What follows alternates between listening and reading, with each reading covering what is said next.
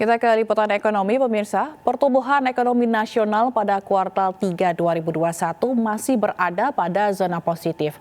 Badan Pusat Statistik juga mencatat pertumbuhan ekonomi Indonesia di kuartal 3 2021 sebesar 3,51% secara year on year.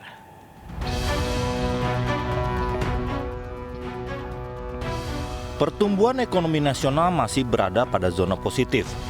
Badan Pusat Statistik melaporkan pertumbuhan ekonomi Indonesia pada kuartal 3 2021 sebesar 3,51% secara year on year.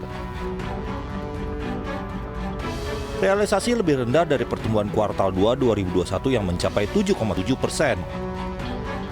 Secara kumulatif, pertumbuhan ekonomi sepanjang Januari hingga September mencapai 3,24%. Menurut Kepala BPS Margo Yono, pertumbuhan ekonomi Indonesia sejalan dengan pertumbuhan ekonomi mitra dagang utama yang tercatat positif pada kuartal 3 tahun ini, meski lebih rendah dari kuartal sebelumnya. Selain itu, capaian pertumbuhan ekonomi juga dipengaruhi gelombang kedua pandemi pada Juli hingga Agustus yang membuat pemerintah melakukan kebijakan PPKM level 4. Dengan besaran PDB tersebut, kalau kita hitung pertumbuhan ekonomi pada triwulan 3 2021, kalau saya bandingkan dengan triwulan 2 tahun 2021 atau secara Q2Q, perekonomian Indonesia tumbuh sebesar 1,55%.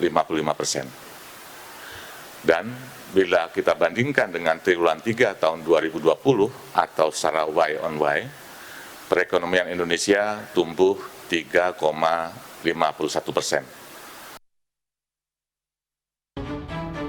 Meski berada pada zona positif, realisasi pertumbuhan ekonomi kuartal 3 meleset dari perkiraan. Sebelumnya, Menteri Keuangan Sri Mulyani optimis pertumbuhan ekonomi kuartal 3